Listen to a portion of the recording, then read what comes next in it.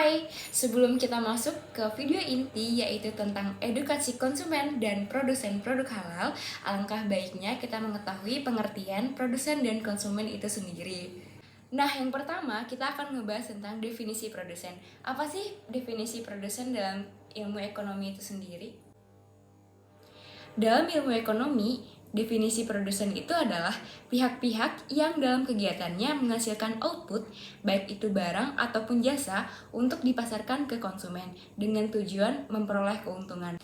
Kemudian, produsen ini memiliki fungsi utama loh, yaitu membuat ataupun memproduksi barang maupun jasa untuk kemudian dijual dan digunakan oleh konsumen.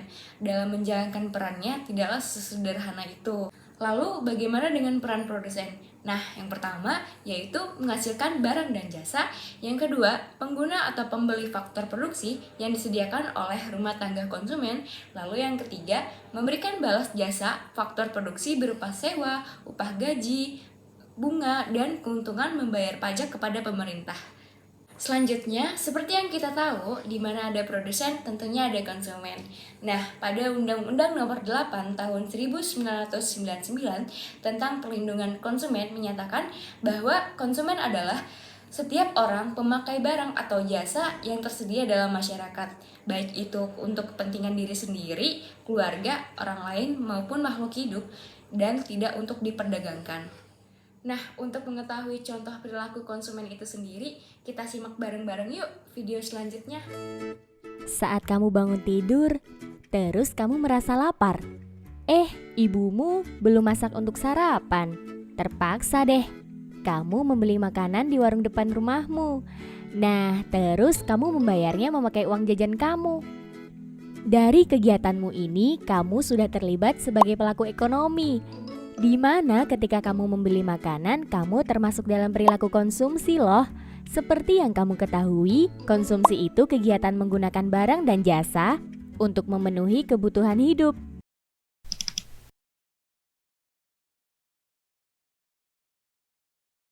Konsumerisme adalah suatu paham, aliran atau ideologi di mana seseorang atau kelompok melakukan atau menjalankan proses konsumsi atau pemakaian barang-barang hasil produksi secara berlebihan atau tidak secara sadar dan berkelanjutan. Asal mulanya terjadi konsumerisme karena adanya persaingan pemasaran di antara para produsen barang suatu industri yang ingin memasarkan produknya dengan membentuk image konsumen terhadap barang hasil produksi. Gaya hidup konsumtif atau boros dipengaruhi oleh modernisasi dan globalisasi. Fenomena konsumerisme ini menjadi tren kehidupan remaja. Ciri-ciri konsumerisme yang pertama, adanya perasaan bangga memiliki barang untuk dipamerkan pada orang lain. Kedua, meniru gaya hidup seseorang, selebriti, dan influencer yang dianggap sebagai pedoman. Ketiga, konsumen menginginkan barang yang tidak ingin disamakan dengan orang lain. Dan yang terakhir, adanya produk terbatas atau limited edition, sehingga barang tidak banyak ditemukan dan dijual di pasaran. Apa yang menjadi hak serta kewajiban dari produsen? Berdasarkan Undang-Undang Perlindungan Konsumen tahun 1999, produsen itu memiliki hak dan kewajiban loh. Nah, beberapa haknya yaitu, yang pertama, hak untuk menerima pembayaran yang sesuai dengan kesepakatan. Yang kedua, hak untuk mendapat perlindungan hukum dari tindakan konsumen yang beritikat tidak baik. Yang ketiga, hak untuk melakukan pembelaan diri. Yang keempat, hak untuk rehabilitasi nama baik apabila terbukti secara hukum bahwa kerugian konsumen tidak diakibatkan oleh barang dan atau jasa yang diperdagangkan. Yang kelima, hak-hak yang diatur dalam ketentuan peraturan perundang-undangan lainnya. Sedangkan kewajibannya, yang pertama, beritikat baik dalam melakukan kegiatan usahanya. Kedua, memberikan informasi yang benar, jelas, dan jujur mengenai kondisi dan jaminan barang atau jasa, serta tidak memperlakukan konsumen secara diskriminatif. Yang ketiga, menjamin mutu barang dan atau jasa yang diproduksi dan diperdagangkan berdasarkan ketentuan standar mutu barang atau jasa yang berlaku. Yang keempat, memberi kesempatan kepada konsumen untuk menguji dan mencoba barang atau jasa tertentu, serta memberi jaminan atau garansi atas barang yang diperdagangkan. Lalu yang terakhir, memberi kompensasi ganti rugi dan atau penggantian atas kerugian akibat penggunaan, pemakaian, dan pemanfaatan barang dan atau jasa yang diperdagangkan.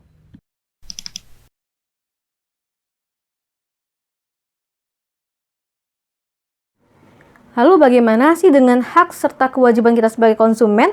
Nah, berdasarkan Undang-Undang Perlindungan Konsumen tahun 1959, ada beberapa hak konsumen yang diantaranya yang pertama, hak atas kenyamanan, keamanan, dan keselamatan dalam mengkonsumsi barang ataupun jasa.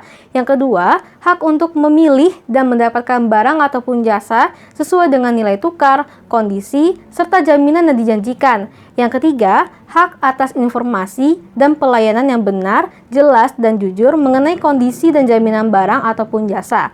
Yang keempat, hak untuk didengar pendapatnya serta keluhannya atas barang ataupun jasa yang digunakan. Yang kelima, hak untuk mendapatkan advokasi, perlindungan, dan upaya penyelesaian sengketa perlindungan konsumen secara patut.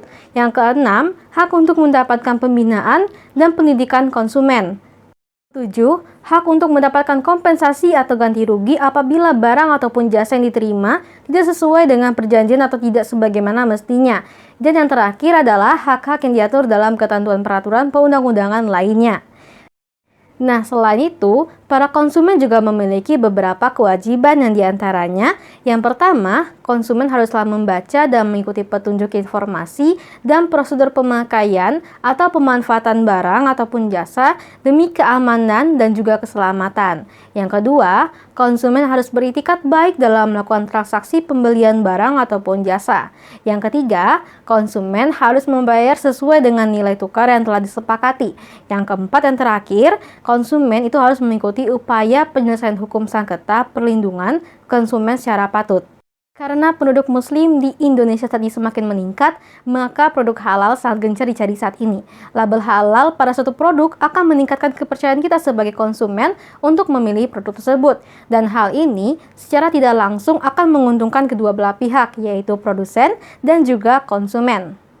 Nah, di Indonesia sendiri juga terdapat berbagai peraturan perundang-undangan yang mengatur masalah kehalalan suatu produk pangan dalam kemasan, yang diantaranya yang pertama, Undang-Undang Nomor 23 Tahun 1992 tentang Kesehatan. Yang kedua, Undang-Undang Nomor 7 Tahun 1996 tentang Pangan. Yang ketiga, Undang-Undang Nomor 8 Tahun 1999 tentang Perlindungan Konsumen. Yang keempat, Peraturan Pemerintah Nomor 69 Tahun 1999 tentang label dan iklan pangan. Dan yang terakhir, yang kelima, Keputusan Menteri Agama Nomor 518 Tahun 2001 tentang pedoman dan tata cara pemeriksaan dan penetapan pangan halal.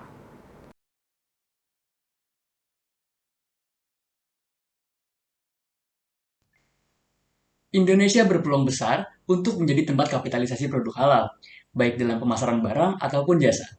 Faktor utama pendukungnya adalah mayoritas penduduk muslim di negara Indonesia, atau 87% dari total penduduknya, dan juga ditunjang oleh peluang permintaan dari konsumen non-muslim terhadap produk halal, khususnya yang memiliki persepsi bahwa produk halal selinear dengan produk sehat. Consumer halal awareness merupakan suatu keadaan di mana seseorang memiliki ketertarikan terhadap suatu barang dan jasa halal karena telah memiliki pengalaman dan informasi yang cukup atas barang dan jasa tersebut. Secara umum, consumer halal awareness dibagi menjadi dua, yaitu media awareness yang artinya mencakup pengetahuan konsumen tentang iklan yang terkait suatu produk atau perusahaan, serta cost awareness yang artinya mencakup perbandingan harga dari produk yang sama berasal dari produsen yang berbeda-beda. Nah, teman-teman, setelah kita melihat tayangan tadi, pastinya kita sudah mengetahui dong mengenai hak dan kewajiban kita sebagai produsen maupun konsumen. Maka dari itu, jadilah produsen dan konsumen yang bijak dalam memproduksi ataupun mengkonsumsi suatu produk halal.